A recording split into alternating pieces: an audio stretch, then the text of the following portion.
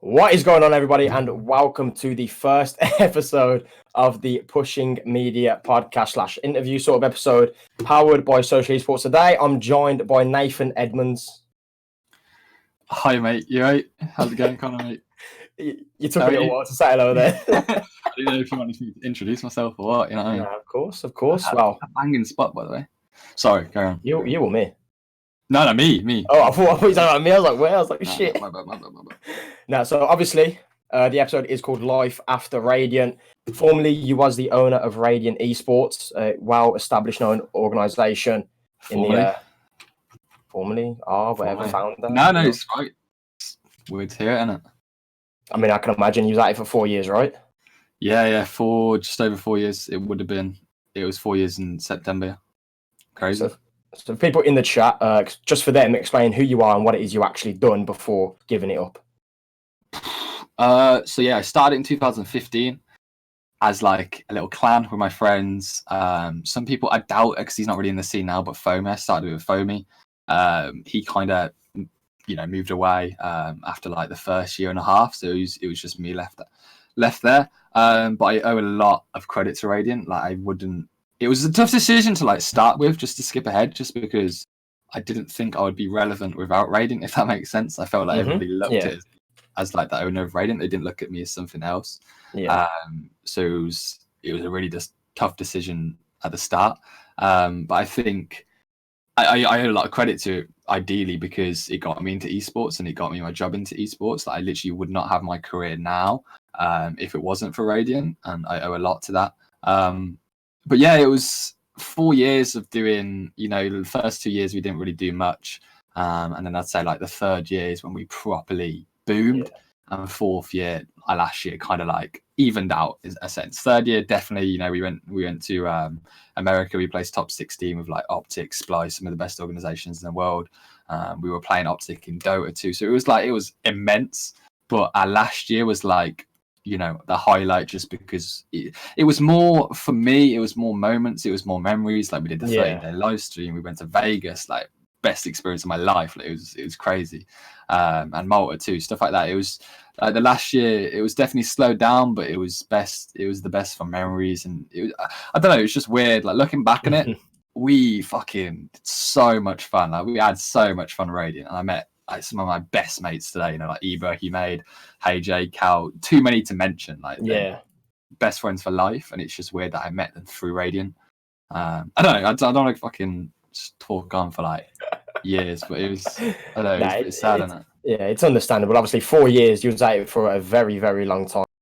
Coming like leading up to the decision, to sort of step away from owning Radiant Esports, what was your thought process like? Because that must have not been an easy decision at all, and it must have been a battle in your head. Oh yeah. To be fair, I've been thinking about it for like 3-4 months before I even made the decision.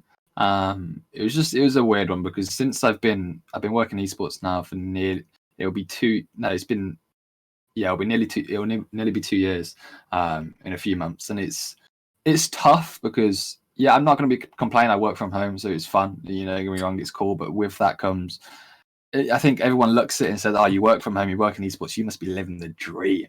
Don't get me wrong, it's great, it's really, really fun, but I'm not doing a 9 till 5 anymore. I'm more doing like a 9 till 9, if not even longer, if we're doing event coverage and stuff like that. So it's a lot more hours, and it's a lot more stress added onto my back, I guess. But Radiant was kind of that always back of my mind. If I can't put all my resources into it and all my time into it like I used to, like when I worked a 9 till 5, I'd come home so passionate because I wanted to make it in esports. I wanted to make Radiant into something. It's a little bit different when I come home and I'm already working in the industry. I'm already connecting, because it's not like I want Radiant to be separate. I wanted Radiant to be a step away, and then I do my Radiant work and I grind it out. But I can't, because I'm sat at my desks for like 12 hours a day. And how do I, how do I just blend in Radiant with that? It was really, really tough. So yeah, the decision's been weighing on my mind for ages, to be fair. And then I think, like, this never went public, but I first, a month ago, like, I spoke to Hey J, Cal, just like key members that had been there as long as I've been there, and asked them, "What are your thoughts?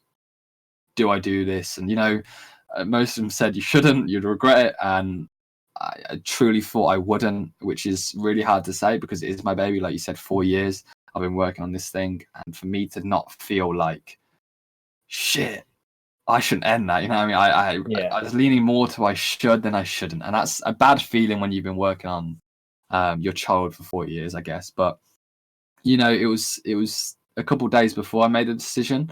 Barry contacted me and he was like, "Mate, you know, you contacted me a couple of weeks ago, and I respect your decision. I think it'd probably be best if I started looking at other opportunities, because I know that's going to be obviously looming on your mind and soon to come." And that was kind of like just the final thing that made me just go, right, I'm going to go for it. Just straight. I told the members a couple of days before, and then we released it. We released it on the Sunday. Hey Jay, being fucking Hey Jay, tweeted it out before. Like, he's fucking. I love him to bits. Holy shit, he's a nightmare. So I made it very clear. All right, we're tweeting out on Monday. Nobody, please, just as a kind of respect purpose, just let us post it first. And then Hey Jay tweets out, Radiant said it, by the way, so I'll be looking. So I was like, shit, I've got to tweet it out now. So it was a bit annoying to post it like that, but to get it out there just took a lot of stress off my back. And I don't want to be, it's weird to say it, but I've been the happiest I've ever been, because it was always looming at the back of my head that I had to do something with it. And like, if I couldn't, it's out of my hands. And that's a painful thing. Typical age, I know.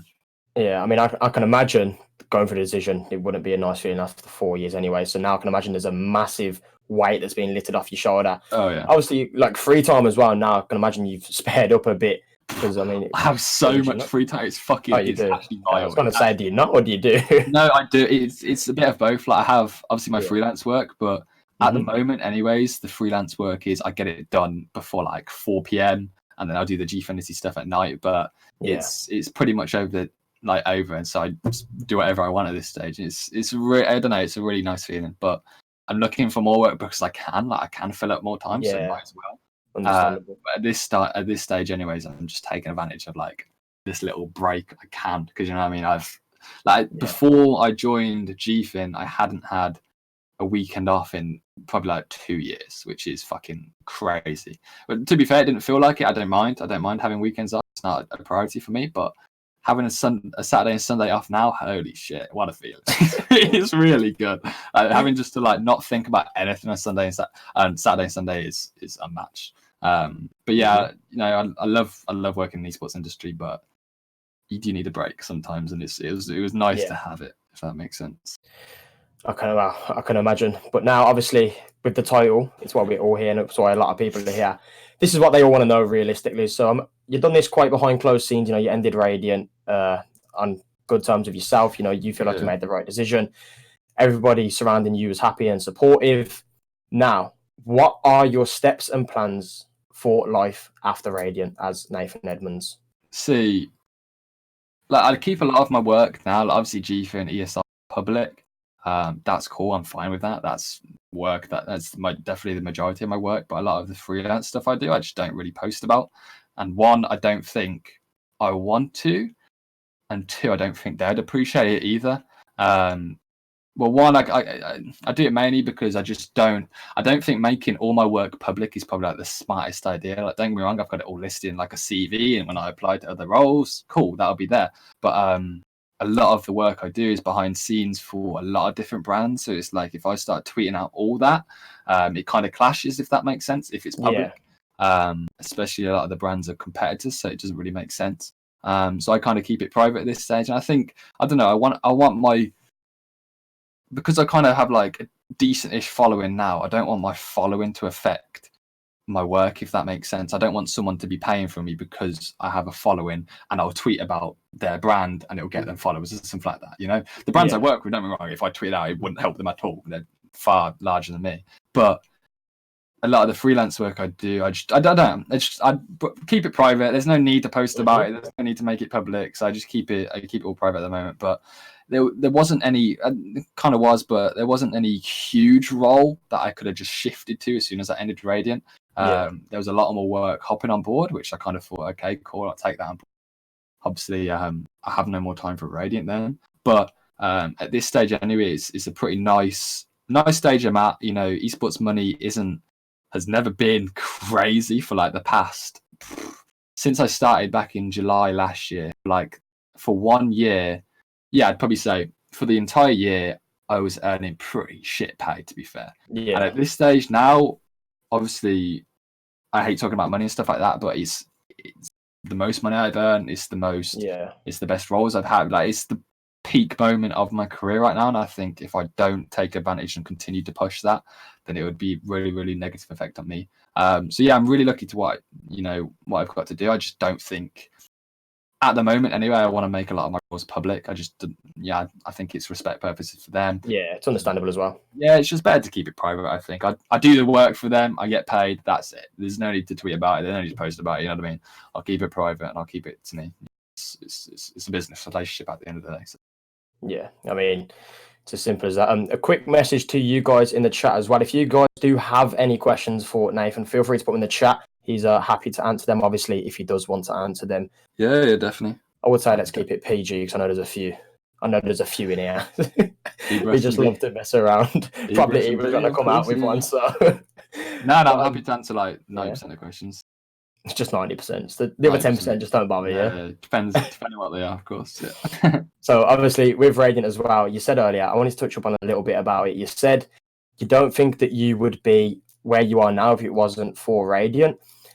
Do you mean that? Do you think that as in you would not have got the chances you have now because of Radiant? Do you think you still would have worked to what you are now if it makes sense without Radiant, or do you think it's really paved the way for you? 100%. Like I did my GCSEs, did pretty average, went to sixth form. I think I did history, media. Oh God, what else did I pick? I don't know. It was shit time. School is shit. I don't know. But media was like the only thing that I was properly interested in. Like I had something attached to it, and I really enjoyed it. But with Radiant, I was doing a lot of social media work, and it was pretty obvious at that stage anyway. And I still think leading up until we ended, we had like the peak social media. Like I said many times, make £1 look like £100. That's what we would do, and we were one of the most attractive brands in the UK scene because we made ourselves appear that way. And that's one thing I credit a lot to my interest in that, because I was really struggling for a career, but I knew that I liked social media. So I started looking into apprenticeships. I found digital marketing, which literally covered social media, SEO, PPC, website work, stuff like that. So I applied to a couple of apprenticeships, got one. Apprenticeship pay is, wow, that's unreal. It's £500 a month for 40 hours a week. It's immense.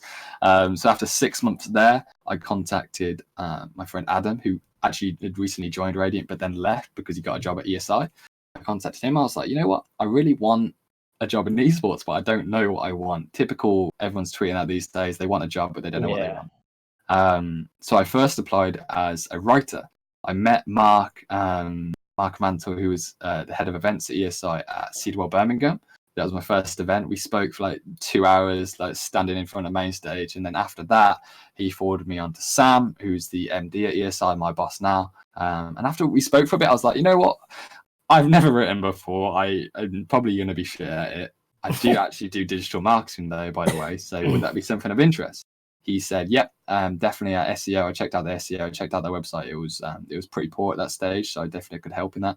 And they were leading up to their ESI London event, which is our flagship B2B event. So it would make sense that they needed extra help, especially across social. So I joined 1 day a week. The next month, I was offered 3 days a week. I spoke to the apprenticeship and I was like, okay, can I do 4 days here and 3 days at ESI, working 7 days? They said no. So I was like, I've got a decision of keeping my apprenticeship or keeping my, following my esports career. Obviously, the parents always want you to get some kind of qualifications. So they were very leaning towards the apprenticeship. I was leaning towards the esports side of things because it was my passion. I wanted to do that full time. And the last day I had to decide, Tabby from my apprenticeship called up and was like, you do know you can just move it over. They can pay you whatever they want. All you have to do is move the apprenticeship over and you can continue doing it. And I was like, wow, high level IQ plays, Tabby. So we just moved it over. I did 3 days at ESI. That moved up. I got freelance work. Boom. So I literally would not have been anywhere near or have anywhere near the following or have anywhere near the relevancy or anywhere near of the experience under my belt to even think or apply to any position. I truly, without Radiant or without that decision, I don't know where I'd be. Maybe gone to uni. It would have probably been a bad decision, but not a clue. Honestly, It's crazy. Like, I believe in heavily that everything happens for a reason. I really think that day, like, I properly made my decision on interested me, what I really wanted, what I really enjoyed. And this stage anyway, it's literally 90% social media work, which I fucking love. So it's super fun. But yeah, that kind of explains what, without Raiden, I would not have my job. I wouldn't have a career. I don't know what I'd be doing, to be honest. I really don't. Honestly, I'd be fucked. I mean, well, the passion's there for one, so that that's a good start. No, you need to find, like I've said this multiple times, that I love to help people out and stuff like that when it comes to careers, but you have to find out what you're interested in first. Tweeting out like me, I want a job in esports, it's not gonna get you a job in esports. Yeah, 100%. Like, Nashot literally says it in every single video, and it's so. Like, I came to ESI with something that I could fix. They had a problem, I could fix it. If I just contacted them as anybody else and just said, I want to join as this, they're not going to be interested. For me to go to someone and say, all right, this is what you can improve on, this is what I can offer, they're much more likely to even speak to you, let alone, recruit you, take you on board. And that's what Nashot has said recently, because everyone wants to join 100 Thieves, so the hot new org right now, of course they do. But everyone says, I want to join 100 Thieves, but you need to go to them, analyze what they're doing wrong at the moment. There's not much they're doing wrong, so it's a bit tough, but analyze what they're doing and what you could fill the gap and go, okay, I can do that. And then contact them, and they're much more likely going to be interested because you're bringing something to the table. You're not just saying, oh, I want to join on board because, your brand's cool and it looks awesome. Like, it's not going to help them. Yeah. It's not going to help them find a solution to anything. So that's very key. First thing to any step for getting a career is you need to find what you're interested in. Digital marketing was mine. It might not be yours. It might not be someone else's, but that was definitely what I was keen on. Thank God I found it. It's tough though. Wow, it's put you where you are right now. So 100%. Yeah, literally. Was Radiant. It's all credit to that. I mean, everything happens for a reason, as you said. No, it's weird, man. I'm superstitious like that. Really, everything happens for a reason. 100%. I mean, it's a good way to think, to be honest. It's a positive way to think anyway. Oh, I've been fucked over by so many companies in esports because they're so far less professional. Because my mum works at JLR, she's like, why do you not get paid on time sometimes? That's really bad. Like, you should take this further. I'm like, yeah, but mum, that's the freelance world. Unfortunately, that's the esports world. You know what I mean? Like, it's very weird from their point of view because they've never been paid late, or if they were, then they'd take that further. They'd take it very seriously. You know what I mean? But in esports, that's kind of like the norm, which is a bit sudden, I guess. But there's a lot of companies that have been fucked over and put me in awful situations. But like I said, everything happens for a reason. Like that, I think last month, I was so close to getting a fucking sick role that would literally change my life forever, and I didn't get it, and I was devastated. But literally, I'm talking like 3 days later, I would offer an even better role, and I was super happy again. So it's weird how life works, but I truly think that you get through all the bads, and there's always a good waiting for you on the other side. 100%. It's happened so many times. I'm a firm believer in it myself. I'm still yet to see it. It happens. It happens in mysterious ways. It's how the world goes around. The first question though, which I'm pretty sure I know the answer to. It's from Jamie. You're still going to be attending events now? I'd like to think you are with ESEI and stuff. Yeah, of course. Yeah, I'll be attending events. Yeah, I think I'm not too sure how the Call of Duty format's working for next year, but from what I spoke to at Press at Champs, there's still going to be these big events that all press attend. And trust me, if I can attend all 32 events or whatever the number is, then I'll do it. But only if it makes sense from like a business point of view for ESI. But 90% of the time I'll be at 90% of Call of Duty events. I'll be at all ESI events, which are the business events. And then anything that Gfinity needs a coverage like that, I'll be there. So 100% events are the best thing about this fucking industry, and I wouldn't be in it if I didn't get to attend the events. 100%. It's online. Like, I sit on my computer all day, so this is my only chance to go and meet the people I talk to online. You know what I mean? So essentially, that is what it is. Yeah, Call of Duty 2, fucking brilliant. Like, I know 90% of the community now, so it's every time I've attended a Call of Duty event, it's an absolute joy. 100%. Agreed. The next one coming in, it's from Frenzy Walker, of course. And here's the interesting question. Which Chuckle Brother do you prefer? Cal, it's got to be you. So the Chuckle Brothers is Cal, or Kieran, Kasip. It's Cal. Sorry, Kieran, mate. You're fucking 5 foot, mate. Not even that. He's like 4'5". Hobbit. I hope Cal's in the stream. Tenacious underscore FG has one. It's quite a good one. Is there any role / part in esports that you would like to venture into that you're not currently involved in? For example, event coordinating, etc. Yeah, that's a good question, to be fair. Yeah, probably it would be events if I had like running events. Like, yeah, I do little stuff for ESI, but it's not properly like I have to set up the entire event, organize it, and then focus on it throughout the entire running procedure. But yeah, probably be events. I think it'd be stressful. Don't get me wrong. Like, how long are the events going on? 2 to 3 days. It'd be absolute stress. But I think it'd be really, really satisfying. But yeah, at the moment, I don't know. It'd be because if I couldn't do social media, then it'd probably be events. Yeah. But if I couldn't do social media and events, because you need to be everywhere, social media and posting every single second. But yeah, probably event work, like coordinating an event.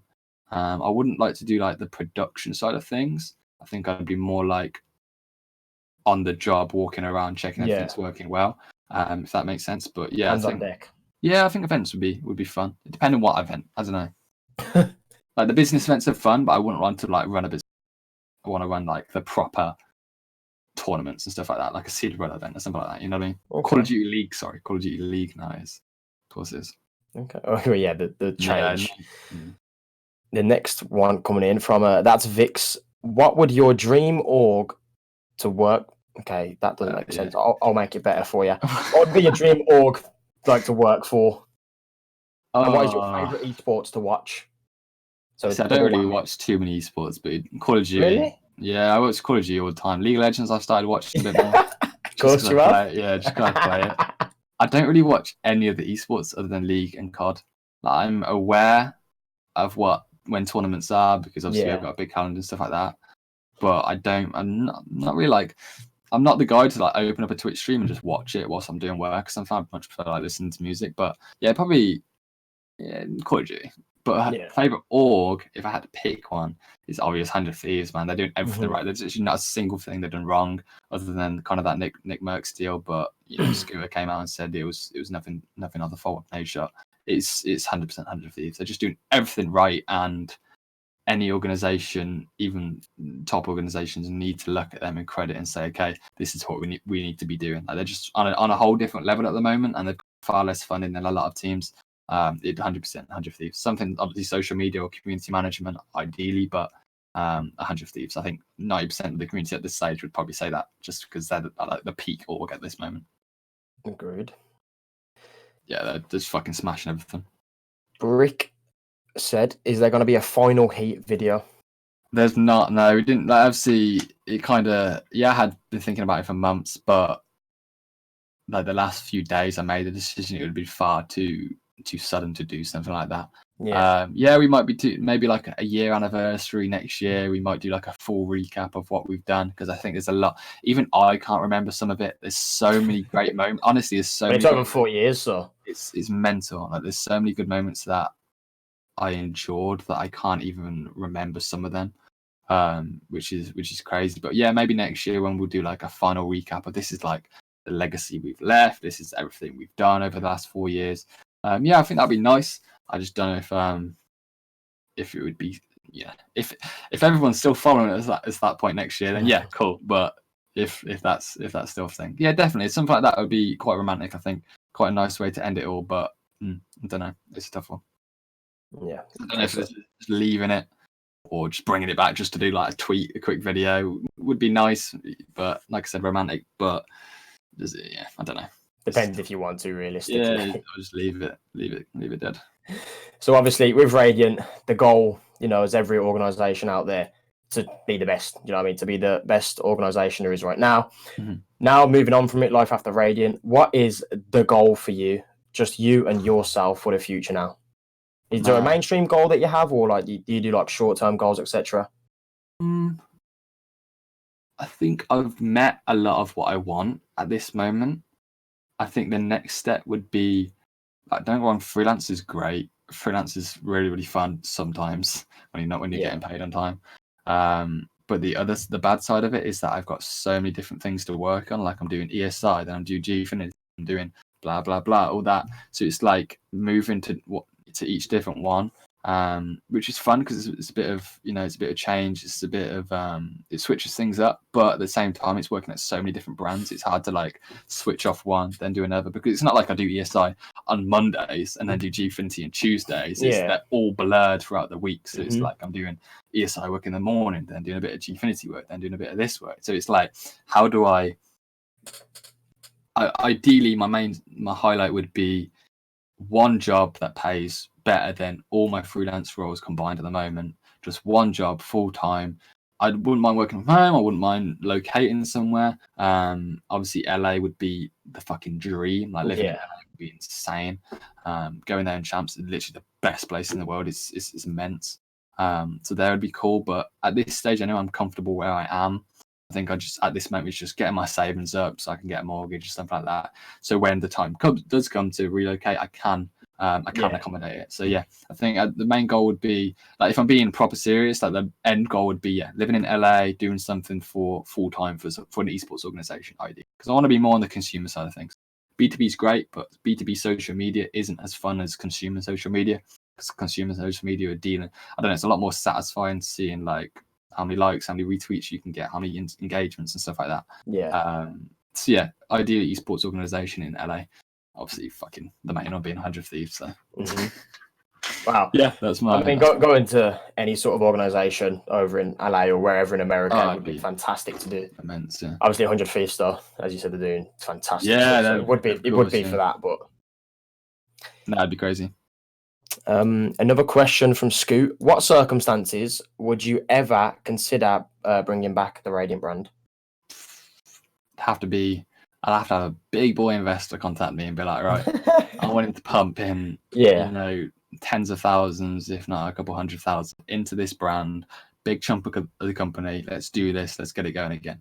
And I 110% could make that into something. Maybe not profitable. Esports organization is very hard to make profitable, but I definitely could make that into something that would lead UK esports.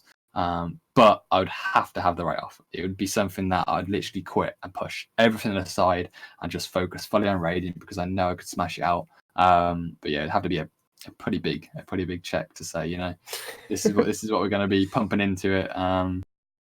You lead it, you do everything like that, but we're just going to sit back and let you do your thing, type of thing. But yeah, it would have to be something like that. I wouldn't be bringing it back half-assed or anything like that. It would have to be proper. And from that point of view, we would have to make it professional. Like there's no doubt about it. That would have to go to the professional stage there in 100%.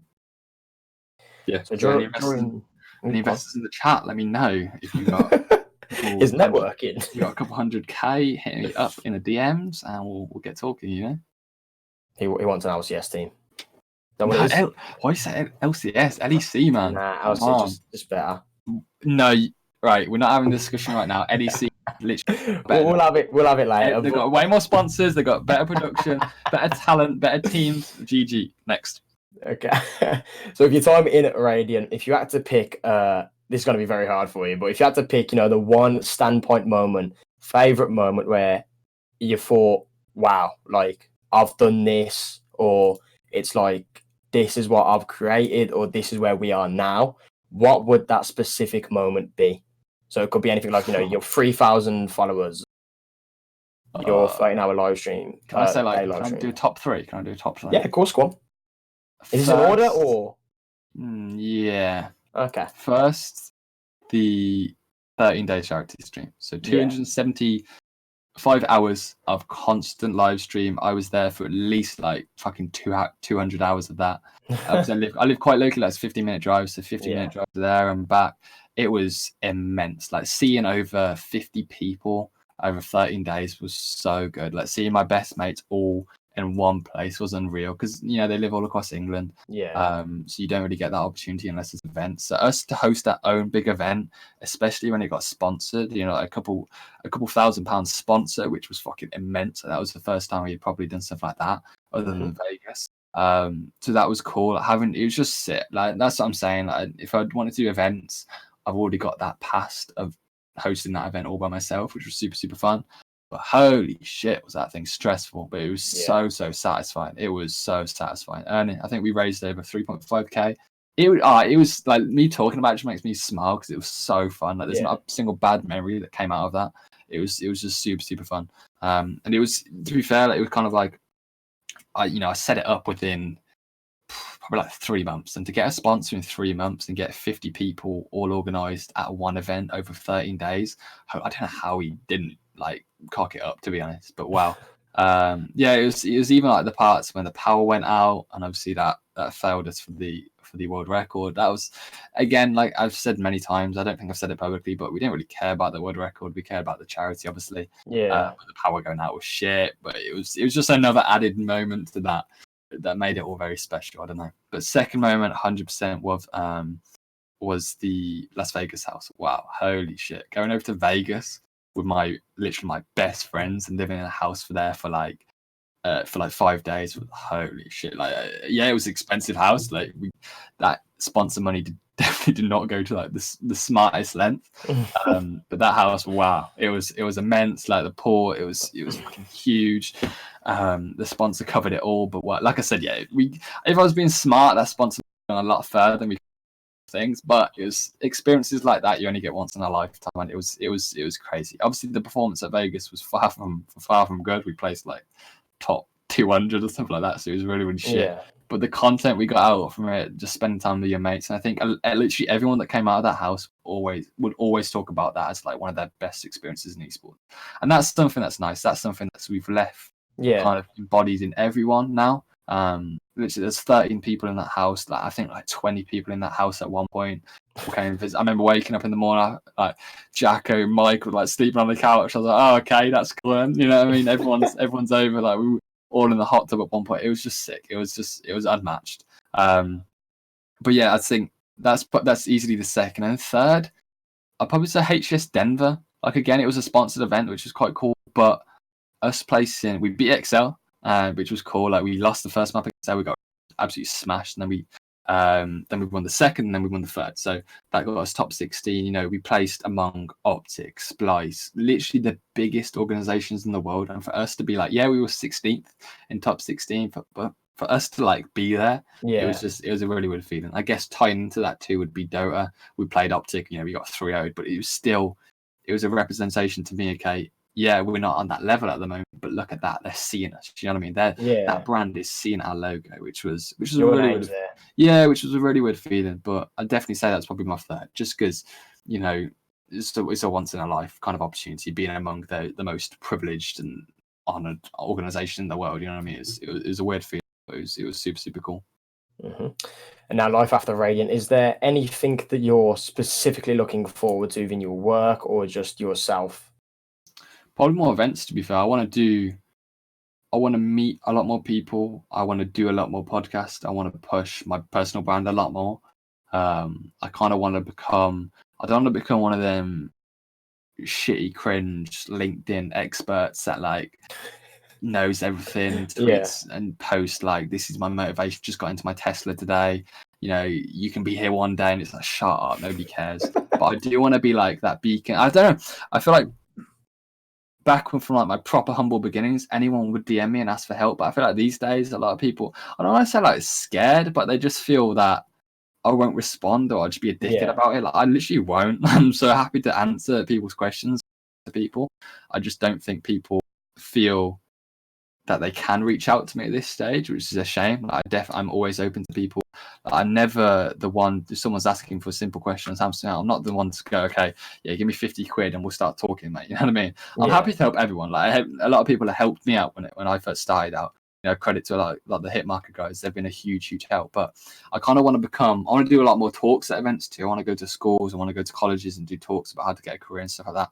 I just want to do a lot more stuff that can help people and kind of guide people how to get a career in esports, and how to kind of, you know, choose what role you want, how to contact the right people, how to network, how to manage relationships and stuff like that.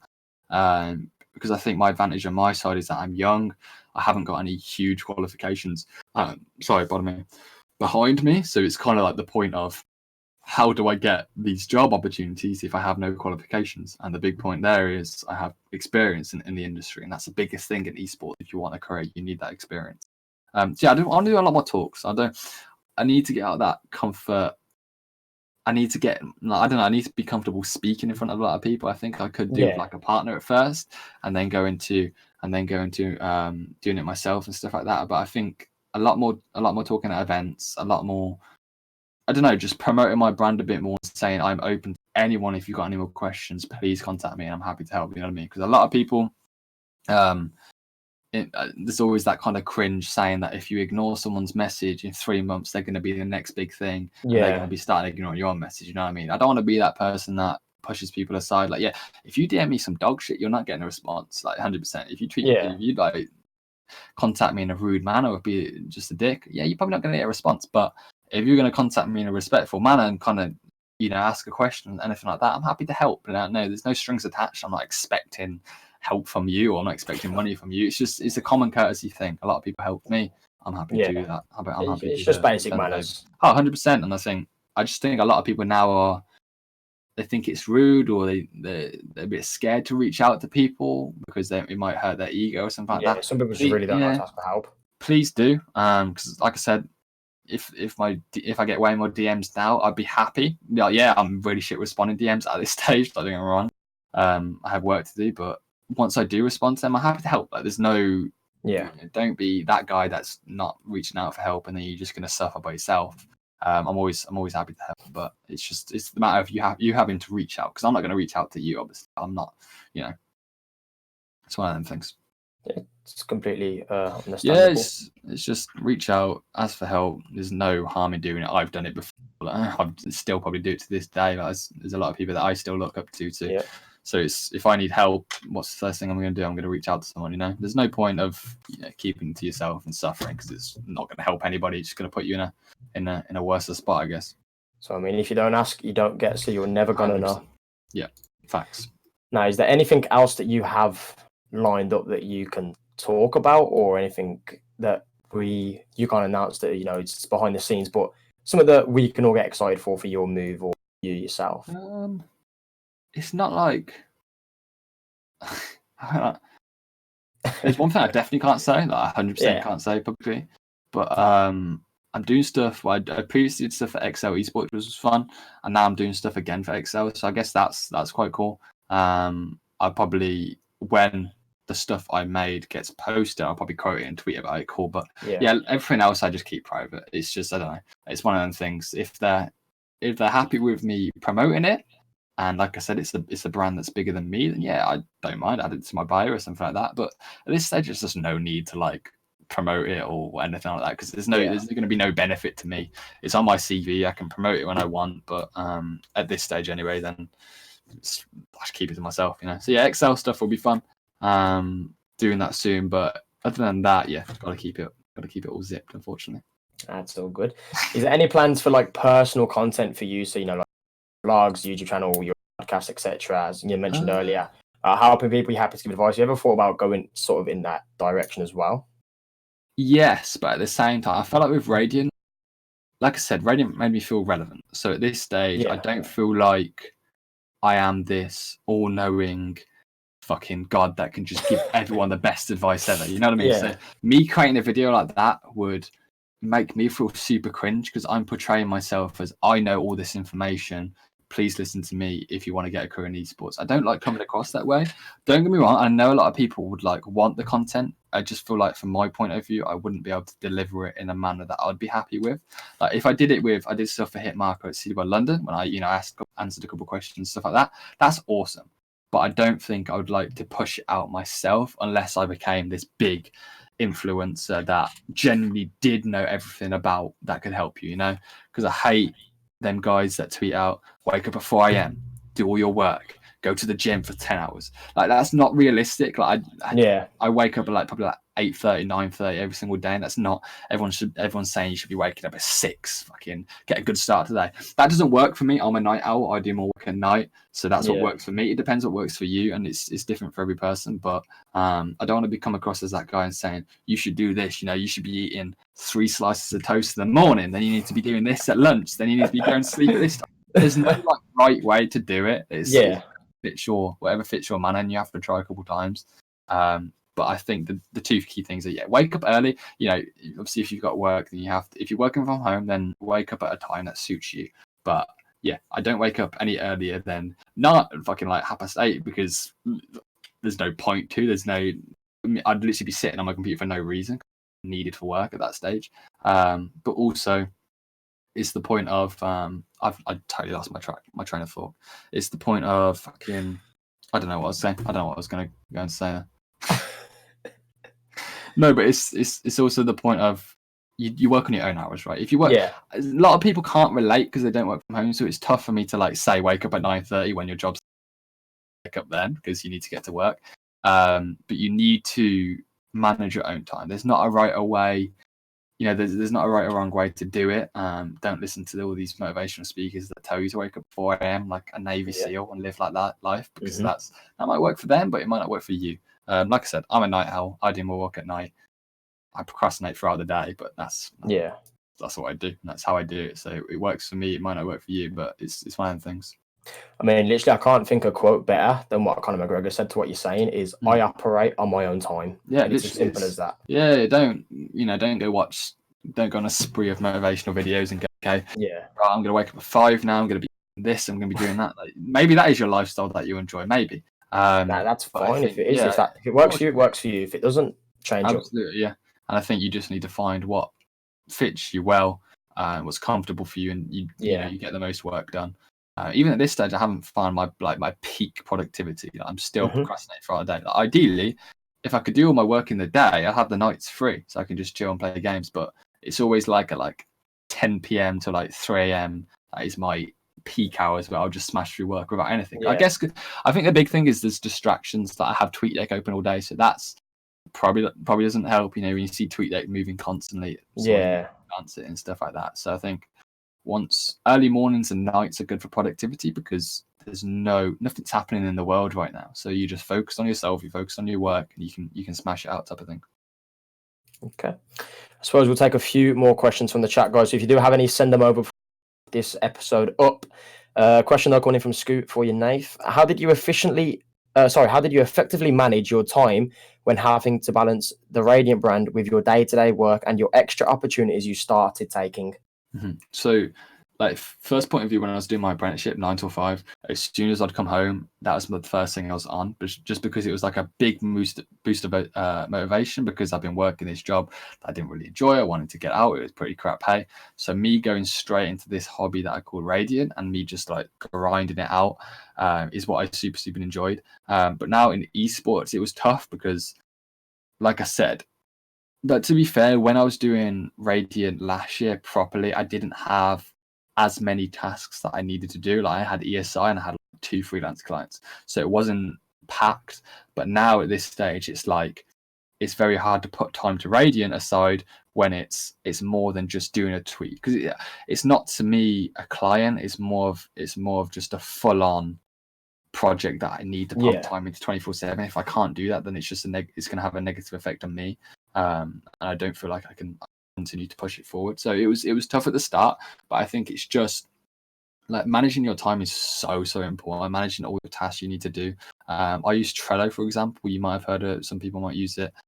It's just super good for releasing that kind of dopamine rush when you tick something off. So what I do before I go to bed is I make a task for ESI, GFIN, client, and then this is what I have to do the next day. When it's done, I'll click done, drag it to under the done task, and that kind of releases in my head, okay, you've done that, now you need to do these two.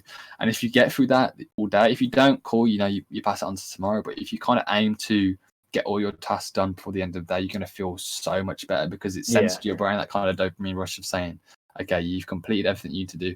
Nothing on your mind now. You can go do whatever you want with the rest of your day. So if you can get it all done, as soon as possible, then cool. But of course, make sure it's to a good standard and stuff like that before you don't want to be losing your job just because you want to smash it out as quick as possible type thing. But Trello's super good just because. Yeah, like I said, it releases kind of that little dopamine rush, but it's one place it's everything in one place. It's just easy to track, easy to drag and drop, and you can kind of click done once you've done something. And if you haven't, it stays there for eternity and still you've done it. Also, before you go to bed every night, respond to your emails and respond to your DMs. There's not a better feeling than having 0 emails or 0 DMs to answer before you go to bed. It's just a nice little feeling that you've cleared everything. Now move on tomorrow, kind of as like a clean sweep. That's what works for me. Like I said, if it doesn't, answer them when you can. But I find it very satisfying when I go to bed with no emails to answer, no DMs to answer, and I can just go to bed. Just wake up fresh as well. Yeah, exactly. Ready to start the day, ready to see his message. Yeah. Ready to see what you got to respond to. 100%. I feel like if you don't respond to it in the day, I've done this so many times that you won't respond to it until like 3 days later, and it's like the person DMing you probably isn't going to DM you again because you've too long to reply, So it's one of them things. But yeah, I just think getting it all over and done with before you go to bed is a nice little head cleans, I guess. 100%. The next question coming in from Tenacious_FG again. Have you ever felt burnt out with esports, or do you feel the way you operate on your own time helps complement keeping fresh and motivated? Basically what you just said. Yeah, nothing. I felt burnt out so many times. It was more with Radiant. It wasn't work. Like I kind of had to do. I had no choice with work. With Radiant, it was kind of a choice because it wasn't like a full-time job. I felt burnt out with Radiant so many times, but I think the one thing that kept me doing Radiant longer than most is competition. Like if my competition, and I'm not going to list them now, but if my competition isn't doing well, I'm going to take a back burner and relax. If I start see them picking up some big members, start doing well, I'm like, okay, all right, you think you're better now? Time to put it back in drive and beat them, But that was the main motivator. And for like a couple months, we didn't really have huge competitors.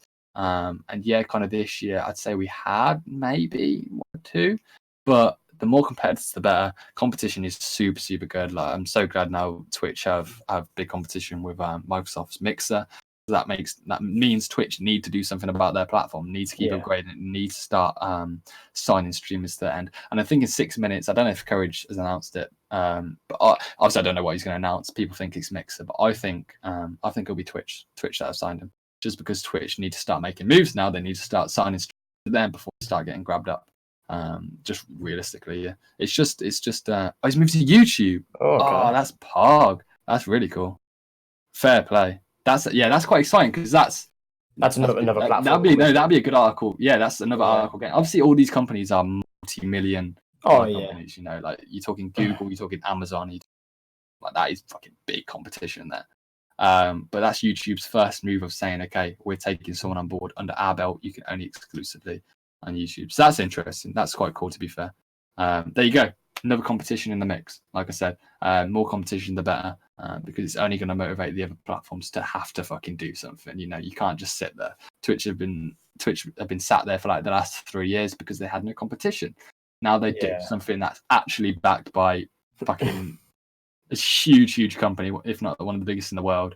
And they have no choice now. They have to step up their game, otherwise they're going to be drowned and left behind. So yeah, competition is super. It's motivating too. It's healthy. If you don't have, 100%. If you don't have competition, then you're just going to be lazy and sitting behind. But if you do, it kind of forces you to put a gear into action and kind of do it. 100%. Well, I think that pretty much wraps up the episode of Life After Radiant with Nathan Edmonds. Is there anything you want to say, obviously, to the people that are watching, and just to round this off for yourself? Just thank you to all the everyone's that supported Radiant over the last 4 years. It's been immense. Like, I'll never forget about it. I always talk about it. When going to new clients and talking about my previous experience in esports, it will always be there because I owe literally everything to it. But until maybe one day we'll return, it's highly likely. I think by next year, if someone does come in with like a huge investment, I feel like I'll be in a much better place. But yeah, I don't know. It's a weird feeling, and it gets me sad sometimes. But having known that I built something that's pretty respectable and a lot of people enjoyed, and it made a lot of people happy, I think that's satisfying enough for me to kind of move away and go, okay, I made something, I did it. Yeah, I made it. I took it to the top end stage, but I did it, and I made some money off it. I got the sponsorship. I did everything that I needed to do, and now it's just time to move on. It's just a simple stage of life. Quite emotional, isn't it, mate? How I'm wording this, but it's just a simple thing. Like once you've done it, it's just moving on to a next step, a next goal. But there's a lot of talent that is still looking for organizations. Obviously the big one at the moment would be HeyJ, that's still seeking something.